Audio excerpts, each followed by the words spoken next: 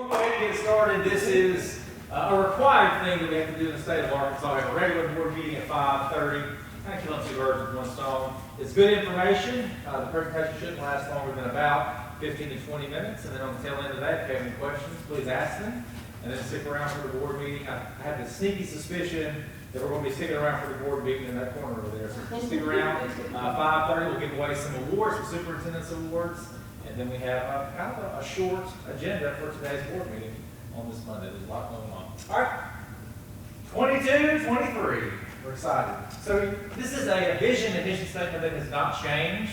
I got hired a year and 5 months ago, whatever it is, and have not changed any of these vision or mission statements. The basic idea is that we are creating world-class students, a world-class learning environment, and world-class citizens.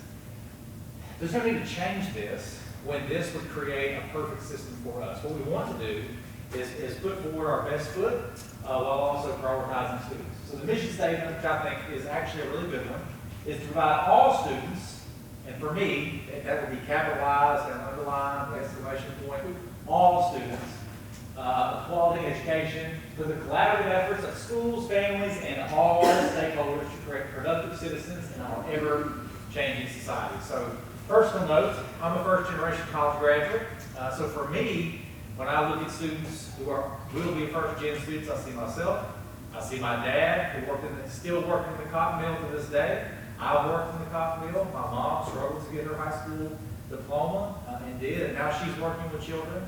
So for me, I think that we have to do our best effort to be collaborative, whether that's church members, pastors, business owners, principals, board members, superintendents, no matter who you are, to provide the best education we can for all of our students. These are our guiding principles. We also have not changed those. Now, come on in. We have not changed these. So student learning should take place in a risk-free, caring, and encouraging environment. So when I say risk-free, I mean there's no such thing as a dumb question.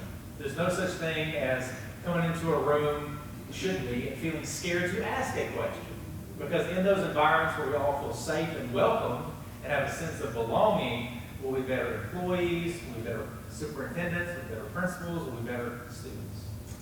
High expectations should be evident through visible signs of excellence in student work and highly motivated staff.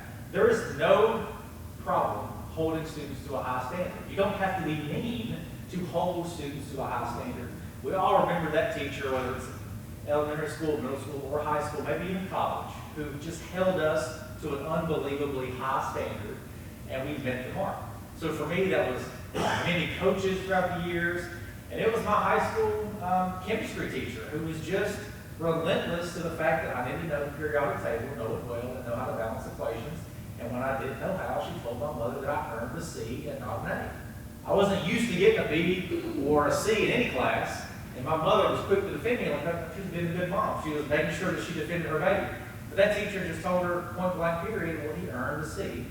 And I never will forget that because she stood her ground, held me to a high standard, held my mother to a high standard as my mom, and ultimately, we did well, we persevered. I ended up getting like a B plus in AP chemistry, and I felt really good about it. I probably felt better about that B plus than I did many A's that I received over the years. We have to have that same standard for our kids and are rooted in student work. So what students actually do in the classroom. Students should be immersed in rich learning environments with multiple resources. We want to be a resource-rich school district. So over this past year, we've purchased new curricula, and we just received a bunch of money that I'll talk about here briefly. We want to immerse our students in environments, whether it's on campus or off campus, that are rich in learning experiences. Students should feel open to learn new ideas and ways of examining the world. That's to the first point that we mentioned. Student failures should be used as learning opportunities. I love this. I learn more through failures many times than I do through successes. Because you learn more about yourself, you learn about how you can change things or shift things. I learned that skill as a kid. I didn't just wake up as a 30-something and realize that. It took me as a small child all the way through my schooling to realize that you can shift and mold and fix things if you mess them up. And we have to create environments in our schools where kids are free to do that. Because when we do that, we'll have kids who are willing to try harder and go deeper with the content. Learning should be fun and exciting. This should go without stating, but I'll state it. Sometimes we think that rigorous, hard, learning-rich environments can be fun. And to be honest with you, it's quite the opposite. If you're having a rich environment where it's fun in the classroom and kids are discussing and doing group projects or doing project-based learning, writing those essays about topics they care about, that is inherently fun for our kids. And then lastly, student success should be celebrated. Something that we don't always do a good job of in education is celebrating the wins. And that's a focus area for us this year. Whether it's student learning or parents or teachers or whoever, I want you to hold us accountable in that. So David Henderson's down here, he's our communications director, kind of wave, if you don't mind, there he is. He's doing a great job this year of doing that, but we want all campuses to have celebrations for the things that we're doing well. These are all the systems in a school district. I won't spend much time on this, but you have academics, we all know about that. Human capital is who you got in front of kids every day, or who you have driving the buses every day. How do you hire people and in some cases let them go? Lastly, our next, we have student supports. So it's not just about teaching in the classroom, it's about the other things that kids may need. Whether that's social emotional learning, guidance counselors, social workers, folks like that. Stakeholder communication, family, and community engagement. So how we get people in the room to tell our story, to celebrate them, to communicate with them. District operations and fiscal governance. This is where Misty shines, and many other people as well, but how we take care of our fiscal resources and our money so that we can best service our kids.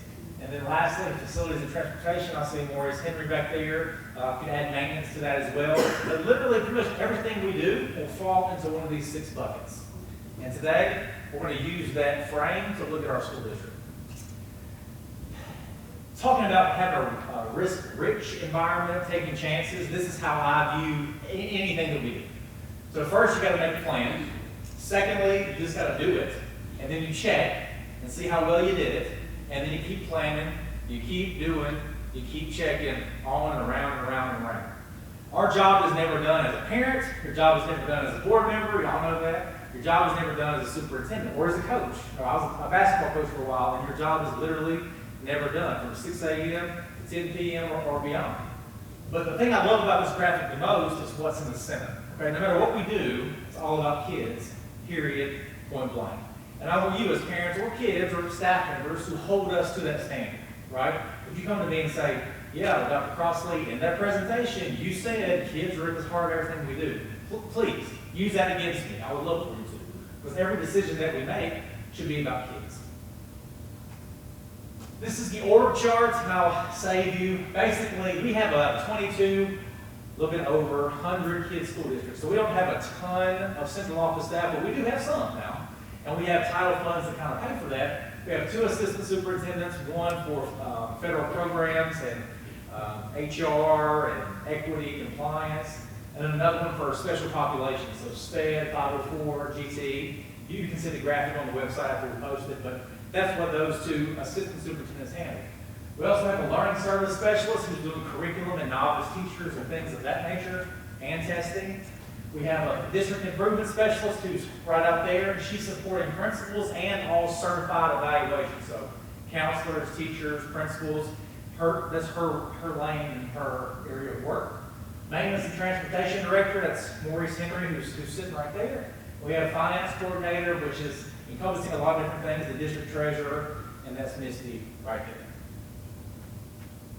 District demographics, we're about 30%, 31% English learners. Average years of teaching experience overall is about 14, and that's not terrible. I've been in districts, I've been around districts that are much lower. Students eligible to receive special ed, that number is actually, I think, closer to 13 now. We receive some additional funds because we're over-identified for special education, and so what we're trying to do is have more inclusive practices so we don't have more and more students going to special education. Our student-teacher ratio, we held out because we were looking at certified, fully certified versus non-fully certified. We'll have that number up there, but that number is closer to about 15 to 1, which is not too bad. Our African American population right now is about 44%. Asian is less than 0.5%. White's around 19 to 20%. Hispanic is around 32 to 33%, and we have a few that are 2 or more races. So what you'll see here is that our overall student population in Hope is a pretty diverse one. It's not the most diverse in the state by any means, but it does represent more than just one background. And I love that because that gives us a chance to be a microcosm when we're doing things in the community, when we're teaching and learning or walking into a classroom. So you can walk into Clinton Primary, for example, literally take 2 steps in, take a look at the class, and you can see this. My job, what we're looking to do, is make sure every kid has access on the same level, no matter the racial background or socioeconomic background. So kids graduating high school ready for that next step. Whether it's college, whether it's career, I think it's our job to make sure they're ready for that. And then you'll see our classified and certified staff members. We do have quite a few staff members, both certified and classified. Our enrollment. So there's 2 ways to look at this. Just for state purposes, ADM is what you get per pupil funding. It doesn't include pre-K. So that, without pre-K, we're at 2164, which is up from 3rd quarter ADM at the end of last year, which was 2146. Once you count in our pre-K, we're at 2278. So you hear people say, the Hope's divided district of 22 to 2,300 kids. That is completely accurate. What we're looking to do is grow our pre-K population. So we're at 114 right now, and we want to get to 120 very soon. 120 would trigger us getting more and more slots. So we're trying to get an additional classroom to expand our pre-K. These are some things that I'm proud of, that a lot of staff members in the district are proud of. I'll go through them quickly. One, we're a RISE community. We have a partnership for RISE. What that means is we value the science of reading and having book nooks and books available in the community. You should see that at grocery stores and different places. We have a Bobcats Work program. That's been documented over the last year and a half. Basically, kids receiving paid internship or growing it. There's a lot of kinks to work out with it. We have about 38 kids who are literally getting paid while they're going to school. We transferred $1.3 million into our building fund this year, which is a huge deal. And that's attributed to great fiscal practices with Misty and the operating budget, but also the ARP COVID funds offset some of our costs. So we're able to do that. Long term, this will allow us to be able to do some building projects or capital projects that we might not be able to do otherwise, or to assist with some capital projects that we may need to do if an emergency comes up. Next, we have the STAR Academies for all 8th grade students at Yerger. We're seeing some really great things in 8th grade specifically at Yerger, but it's hands-on, project-based. They're dissecting animals. They're doing things with their hands to get ready for science and technology at the high school level. And a really big one that I won't spend too much time on, but we just received $15 million for a federal magnet grant. We're one of 19 school districts in the whole entire country that received this. So we're taking it slow on the front end for implementation to be very, very targeted, but the basic end result for this will be in 5 years, every kid that walks across the stage at Hope High is going to graduate with either a 2-year associate's degree, a year or close to a year of college hours, or a skilled trade certificate on some level. And what all that translates to is kids walking out of Hope High ready for that next step, ready for employment. This is something that we're very, very excited about, building on some previous successes, while also expanding opportunities inside our schools. So for example, everybody knows about HAPS, right? HAPS, Hope Academy of Public Service, the College Readiness Middle School, that has all these different components to it for service. That's great. What we're going to do is expand some of those specialized opportunities to all of our schools. So Yerger is going to be a STEAM school. That's some of the things we're talking about for this year with the STAR Academy. We're going to put that on steroids and expand that out. Burrow Henry is going to be an art school, so we're going to see Burrow Henry doing plays and performances and Southwest Region choir performances. I'm really, really excited about that. And the high school will have all of these things. Clinton will have all of these things. All of our kids go through Clinton and the high school. So Clinton will be the primer where they have access to taking college visits as a 3rd grader. Talking to people in industry as a 3rd grader. Creating individualized plans as a 4th grader going into 5th grade about what you want to do in your future. Having those conversations. And then on the high school level, hopefully, you'll be sitting in this auditorium or a renovated auditorium in 2 or 3 years having 2 plays per year. Student-ran plays, high-level plays, a journalism program, expanded band. I mean, These are things that all kids should have access to. And to be quite honest with you, in some systems, they do have access to it. Why can't we? Why shouldn't we? And so with our district operating funds, we just didn't have the money to provide all those opportunities. This is a way for us to see what works over the next 5 years and try to find additional ways to build on successes. So I'll stop talking about that. We've also created an endowment. So basically, raise your hand if you've ever heard of a scholarship foundation or endowment. You know what that is? Okay? This foundation is going to go on for ages and ages. It's going to outlive me. But the basic idea is the more money we put in this foundation, we will draw off the interest of that foundation to be able to pay for scholarships after kids graduate. We can't do that with district funds. It's illegal. But we can do it with private funds. So all of this is private money. Farmers Bank started this. They donated $125,000. They didn't do it all up front, but they pledged $125,000.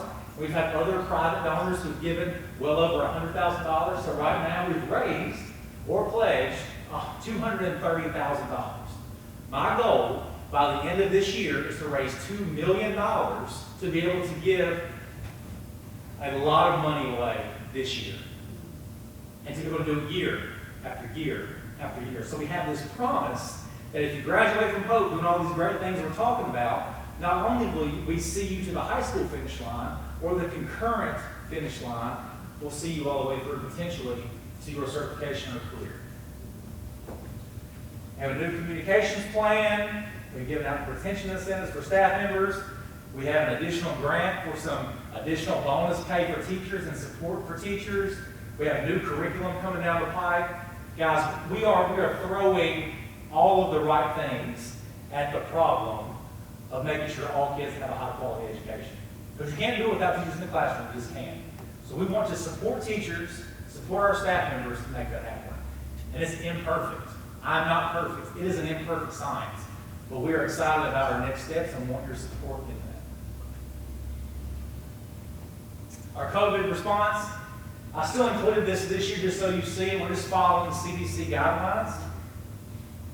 Masks are optional. This was approved, the budget was approved last month at last month's board meeting. See those in those minutes.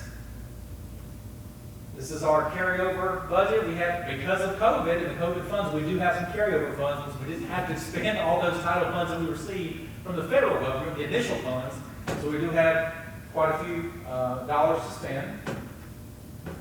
You can see some of our programs that we have there. We've invested in literacy curriculum that is consistent with the science of reading, which basically means teaching kids how to read the right way. We've actually purchased the right materials for that. We're adopting math and science this year, so by the end of the year, hopefully we'll have a committee and an approval process, and the board will see math and science curriculum. Just a continuation of the curriculum. You can see this on the website after we had this meeting, but basically here's the thing. When I got hired a year, 5 months ago or whatever, one of the big things was about communication and how we communicate and how we get the word out and all those things. It is hard. It really is. It's really hard. It just is in the modern context because there's so many things competing for your attention. What I will say is I'm really proud of our efforts for this year. So we've had community surveys that are out there. I think we had 450 or so or more responses. Kids responded, parents responded, teachers responded. It's giving us real feedback. And the questions are simple. What's going well? What's not going well? Tell us about it. And we're going to use that data when I have my conversations with students, staff, and community members that I'm doing about every 2 months. So our next one's coming up in November. We started that this year. We have a new process for Hope Educator Hall of Fame. It's just a really great tradition that Hope's already had, but now it's even more public. So if you want to nominate any teacher who's taught in the district for 10 years and who is retired, you can just put it out there in this form and talk about why they're so great. The basic idea here is that we still need to do better. We still, I would love it, just to be candid with you, if we had just put out an APB, annual report to the public, and 500 people showed up. To listen to, a dry superintendent talk about district operations, because we were so invested in the day-to-day of what's going to happen. I believe we'll get there. And I think we'll get there because the people in this community already care about our kids. Trust me, they come to my desk a lot. We have to do a better job of communicating the language that folks understand. And with that Magnet grant that we received, we will have a journalism program which will be led by kids. And I think that will be a big help as well. We have after-school professional development for teachers. We have all these different resources for them to grow. I'll just hit the numbers and the highlights. We have 264 students in special education, 259 students who are classified under Section 504, which basically means they need an additional accommodation, not designated as special ed per se, but something that we need to help them with to be successful in their education. So it could be anything from a broken arm to some behavior diagnosis from a doctor. It could be a whole litany of things. Well, we are responsible in public ed for making sure we have a plan for them. We have 462 students in our English for speakers of other languages, 212 students in GT, 250 in our dyslexia program, and about 54 more in our intervention program, so we service about 300 kids. We've added 2 social workers, we'll add even more. We have a comprehensive counseling plan. With the Magnet grant, we're adding home-to-school advisors to get out in the community and get into homes and provide behavior supports for kids. And we have career coaches that we partner with the college on already. This is the Bobcat Clinic. It's a great resource for parents and for kids. You see the number there. I mean, this last year was pretty crazy when it came to COVID, so we administered over 1,200 COVID tests. We also do physicals. We have a new process for hiring folks, just so you know. So we check backgrounds a little better than we have in the past. And that's been successful, but we've also, it's been touch and go. Because when you realize somebody hasn't checked the background they're supposed to, you got to hit the brakes and make sure we have the right person in front of our kids. Principals are getting developed. Teachers are getting developed. And they also have a buddy teacher. And that's a little bit. So we're being more intentional with the buddy teachers and the normal teachers, the novice teachers, collaborating together. And this is not perfect yet by any means, but we're building this process a little better. We've done a ton. I'll give you a big highlight that you may care about. Jones Fieldhouse has been renovated for space, locker room space, and HVAC inside the Jones Fieldhouse basketball arena. We're pushed back about 3 weeks or so, which means that we won't be done until the end of November. So Coach has been generous with scheduling. I think we're going to move some of those initial games in November. But this year, this basketball season, guys and girls will be able to play in a renovated Jones Fieldhouse. We've replaced things.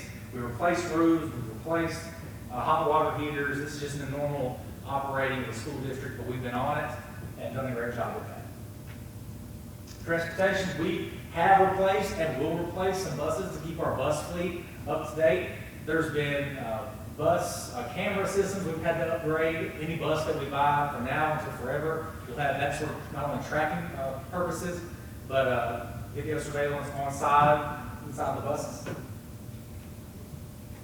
And there's 1,000 other things, truthfully, I can talk to you about. I love this district. I love what we're doing for kids. We're heading, I believe, in the right direction. We have a great board, and we'll have our regularly scheduled board meeting here in a moment. But I want to turn it over to you. So I know we're kind of up against the clock on time, but if you guys have any questions about anything that we presented